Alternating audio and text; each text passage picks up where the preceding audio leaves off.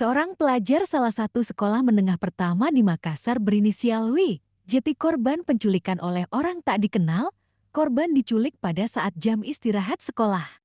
Korban yang baru duduk di bangku kelas 1 itu kemudian dibawa ke konter handphone di Jalan Adipura Raya, Kecamatan Panakukang, Makassar.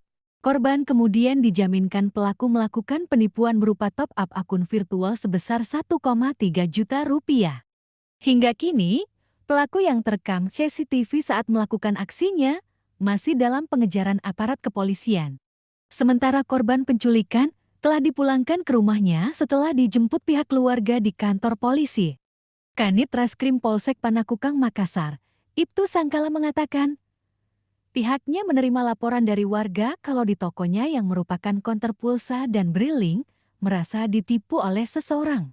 Tadi itu ada warga yang datang ke atau menghubungi pihak kepolisian Polsek Panakukang di mana di tempat tokonya yang merupakan briling itu telah merasa ditipu oleh seseorang dengan cara modus operandinya, yaitu orang tersebut berpura-pura minta untuk ditransferkan dana.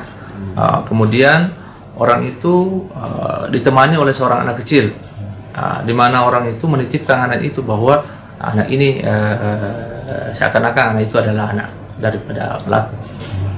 Seperti itu, sehingga pemilik konter ini percaya dan mentransferkan uang sebanyak 1.300.000 kalau tidak salah, seperti itu. Berdasarkan penyelidikan anggota kami pada saat dilakukan interview kepada anak itu, bahwa anak itu sebelumnya bersekolah di SMP Bayangkara di Kecamatan Talok, wilayah Polsek Talok. Kemudian pada saat jam istirahat, anak itu dijemput oleh pelaku dan berpura-pura untuk dibantu, ditemani untuk mengangkat barang dengan menjanjikan uang Rp50.000. Selanjutnya anak itu dibawa keliling konter untuk melakukan penipuan. Sementara itu, penjaga konter handphone Firman menceritakan awal mula dirinya tertipu. Awalnya, kata Firman, pelaku minta ditransferkan uang. Namun pada saat itu, Firman mengaku minta uang terlebih dahulu kepada pelaku. Dari awal mulanya itu Pak, minta transfer. Terus saya bilang, saya minta uangnya dulu. Dia bilang, oh tidak bisa, saya mau lihat buktinya dulu, baru saya kasih uangnya. Nah, sudah dari situ Pak, tidak ada, langsung nanti pidana. Dia bilang, saya pergi tarik uang dulu di ATM. Nah, setelah itu saya tunggu. Setelah saya tunggu sudah hampir 1 jam Pak. Saya bilang, kemana ini orang ini? Saya tanyalah dia. Saya bilang, itu keluargamu?